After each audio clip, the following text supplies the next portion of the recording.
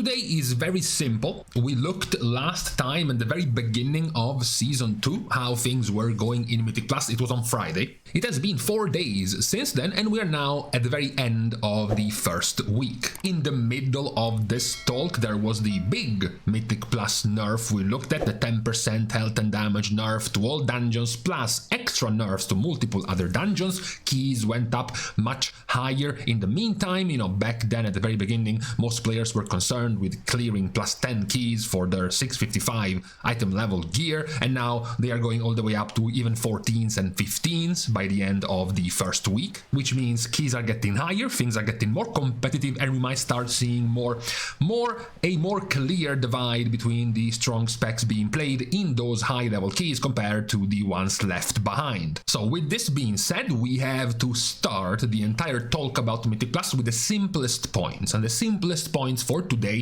is the point about tanks, because this is the current level of tanks in high keys, starting from plus 12 going up. So the ones that are worrying more about score right now rather than farming their plus 10s for gear, and you can see exactly what you would have expected from this, which is Vengeance Demon Hunter being over half of all tanks at those high key levels.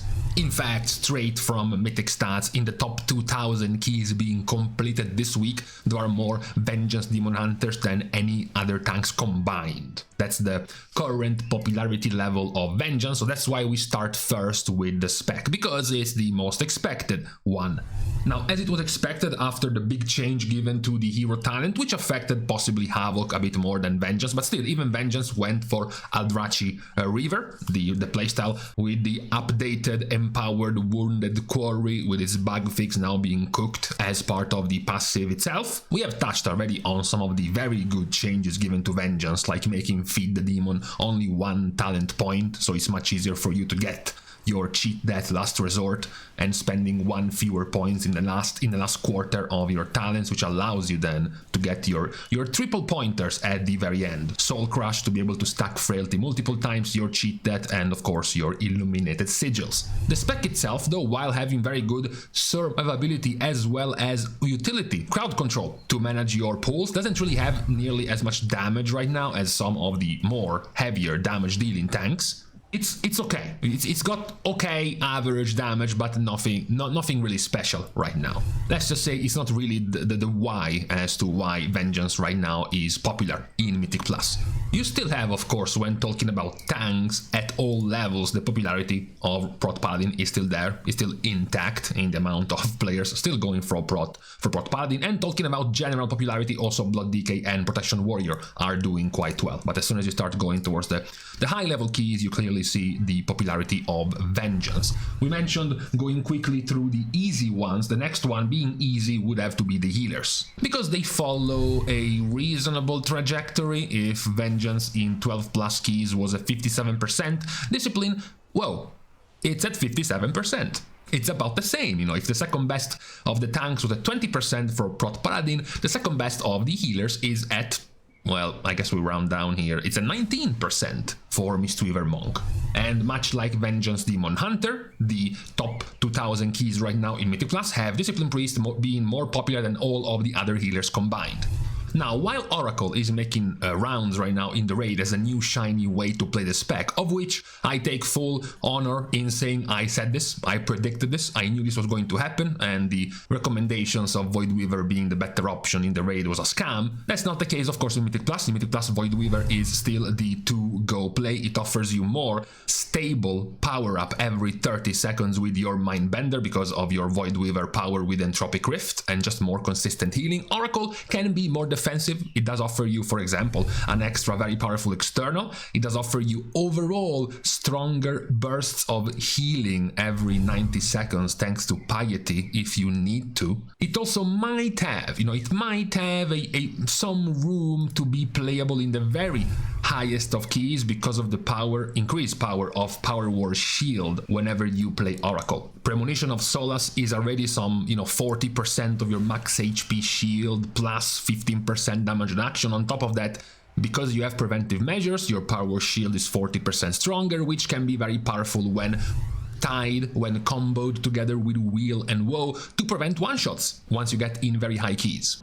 Going for a Penance into Power War Shield is going to be a very good tool to prevent players from being one-shot from one of the very dangerous casts going their way in very high keys. But for now, Void Weaver in Mythic Plus has been the way to go. Now, in terms of damage, of course, playing Void Weaver, you do get quite a lot of damage thanks to your Entropic Rift and the collapsing Void Explosion once the Rift ends. Still not as high as Mistweaver, but still very good overall damage. So these two were pretty much the more expected, the more logical of the two choice, the Vengeance plus Discipline combo. You know, our possible Copium take, the Copium angle of maybe Prot Warrior plus Mistweaver Monk will sort of create some kind of melee comp, is currently not a thing. It's currently not happening.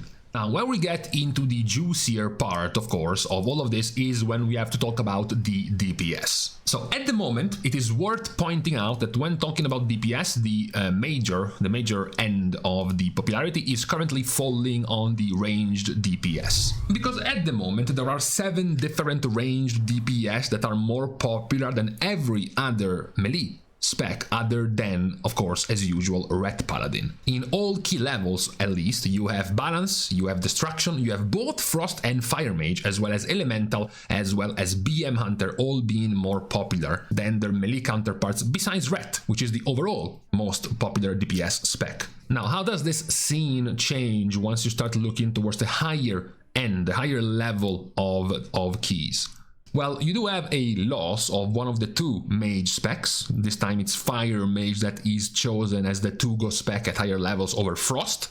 You lose out on Destruction Warlock, you lose out on BM Hunter, and the 3 range specs that become the most represented overall are Balance Druid, Fire Mage, and Elemental Shaman. These 3 specs are still more popular than the other melee specs besides, again, Red Paladin, which even in the 12 plus keys remains the most popular overall spec. Now, being more popular towards the higher end of keys doesn't actually mean you are one of the specs being used to run the highest of keys. If you look at, for example, the top keys being run right now. Of course, not many players are busy, as we mentioned already, pushing very high key levels because they're more worried about farming the gear to begin with rather than actually doing high keys, since these don't actually give you anything more in terms of gear rewards. You can see here that the amount of Red Paladins is very scarce. You have practically 2.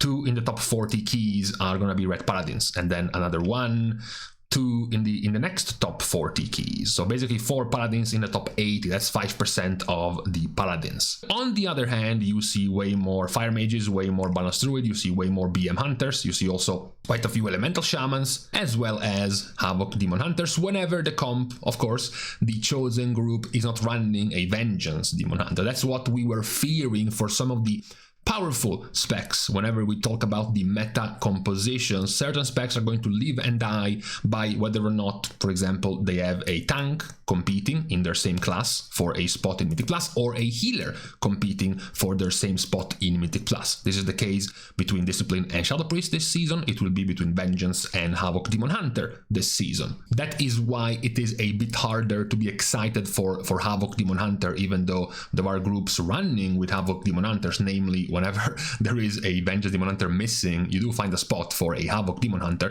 because eventually you believe that Vengeance will be the 2-go tank, which as a result will mean that the Havoc Demon Hunter spot will be much harder to be filled in a Mythic Plus group. And the same reasoning will go, of course, for Shadow. You know, the start of the season was very good for Shadow, but then eventually the fact that Discipline Priest is at the moment the 2-go priest to go with will not leave a lot of room for Shadow Priest players. And the same reason, of course, whenever there isn't a Disc Priest, there is much more room for a Shadow Priest to find spot in the comp, right? So for the moment, these seem to be the 3 more run comps. Yes, of course, the score right now, the average score towards the top is very congested. Besides what would look like to be dead specs at the bottom, survival, marksmanship, arcane, and of course, finally, augmentation evoker is not here permanently. Everyone else, this is practically irrelevant. There is literally 26 points of average score between all of the DPS. That's like one higher key being completed worth of difference between the first and the last in all of this group. But even going for better ways to see the differences here, like for example the amount of keys being run right now, of course Red Paladin being super high despite the max key of Red Paladin not being amongst the melee specs running those high keys, as well as despite the super high amount of keys being run, the average rating towards the top groups is not nearly as high when it comes to Red Paladin. You can see the same differences when it comes to the ranged DPS. You can see in terms of popularity, BM Hunter as well as Balanced Druid as well as Fire Mages having tons of runs being done. Fire Mage also leading the mean average rating of keys right now, with the absolute lowest one, with also the absolute lowest amount of keys run being, of course, Augmentation Evoker. Now, for some fluff, because this, as we know, doesn't hold too much value, you can also look at the current DPS being dished out in keys. For example, we once again see specs we haven't even mentioned yet, like Unholy DK or Outlaw Rogue or Feral Druid, all at the top, and specs we just mentioned as being very meta or valuable or powerful, like Balance or Fire Mage, not being nearly as high in terms of damage. The only type of damage here we're not surprised by is the one of Prot Warrior, which is expectedly far higher than the other tank specs. That's a given when it comes to AoE, with Prot Warrior playing Colossus, and their demolish damage is super high right now. Surprising that it went untouched release into this new season. It didn't seem for now to have an effect on their meta state in terms of tanking, despite all of their damage. We're still holding out on the Copium angle of eventually seeing some Mistweaver Prot triple melee comp, which for now isn't really happening. You can look at even more data to finish with the most popular compositions throughout this week. You can see Vengeance Discipline being the core of the group. You could even say Vengeance Discipline Fire Mage being the core of the group. The most played ones after are going to be Red Paladin as well as Enhancement or Elemental, followed by Destruction Warlock. As you keep going deeper down the options, you start seeing more Prot Paladins popping up in terms of tank choices. You start seeing a few Havoc Demon Hunters, Sub-Rogues, BM Hunters as well as part of the comps, but the generic comp of choice seems to be Vengeance Discipline, Fire, Balance, Elemental, or again, for now, Red Paladin making it in, although at lower key levels. Still high key levels, but still not as high as the ones with these comps, which, as we predicted, it was going to be Vengeance with the triple caster comp and the discipline to give PI to, in this case, likely a Fire Mage. Seems to be the to-go comp at the moment for the high levels of keys. Finally, one word about the actual dungeons post-nerfs, right? Because some of these had been significantly nerfed, like for example Priory, which received a whole lot of nerfs multiple times. This was like the 4th round of nerfs for Priory since a couple of weeks ago in the PTR. We do have, surprisingly, Workshop as the weakest one to be completed, a 68% success completion rate with the 85% of Dark Flame Cleft. Dark Flame Cleft is likely here not even because of the easy difficulty of the dungeons itself, but rather due to the extreme speed in which you can complete the dungeon. The dungeon feels like it has like 5 different trash packs and then it's just bosses. You are allowed, even in plus 11 or plus 12 keys, to even have 2 or 3 full wipes before timing the key anyways. That's how large the timer is at the moment for Dark Flame Cleft, which is likely why it has been showing up as such a easy to complete dungeon for now. But still, what was more important to look at more so than the ease of the dungeons was the situation when it came to the meta of Mythic class and how the specs have been forming for now in this first week, the popularity by role. We didn't have To be fair, that many doubts about the popularity when it was to choosing the tank and when it was to choosing the healer. Vengeance and Discipline went as planned. When it comes to the DPS, our prediction included Fire, Elemental, Balance and Enhancement. To be fair, in the S tier, for now 3 out of 4 have been confirmed to be there when it comes to the caster comp being played at the moment in Mythic Plus. So that went more or less as planned as well. We still haven't seen, perhaps a bit disappointingly, any special surprises, something that flew under the radar, like nobody paid attention to Windwalker.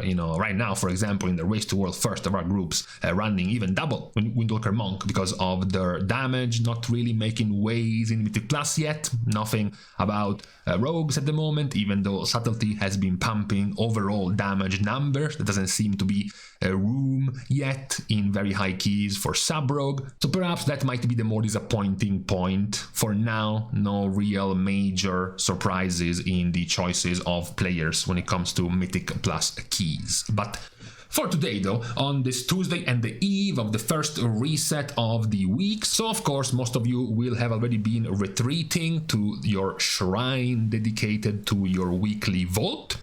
Nowadays possibly even there is a tinier, smaller shrine right next to it about your 4 coffer key delve rewards, hoping for some trinkets, because apparently that's the world we live in now, a world where delve trinkets are still best in slot for half the specs. So that's another thing you will gun for on this reset. But for today, at the end of this week, this was the first recap of Mythic Plus for the first week of the season 2, in this new patch. So for today, we can now leave each other, as I have to go out, do a bunch of stuff, come back, work out, take a shower, and then do some Mythic Plus as well. So with this out of the way, we are now leaving each other. We are starting as usual the goodbyes by thanking everyone for having watched the video, together with, of course, everyone who's been supporting completely for free by liking and commenting down below, as well as subscribing to the channel itself. Now, with these things out of the way, thank you guys again for watching. See you guys tomorrow, and in the meantime, rain. I haven't thought about it. It was getting warmer in the past few days, but no, the past couple of days actually it's just been rain, and I don't really mind it.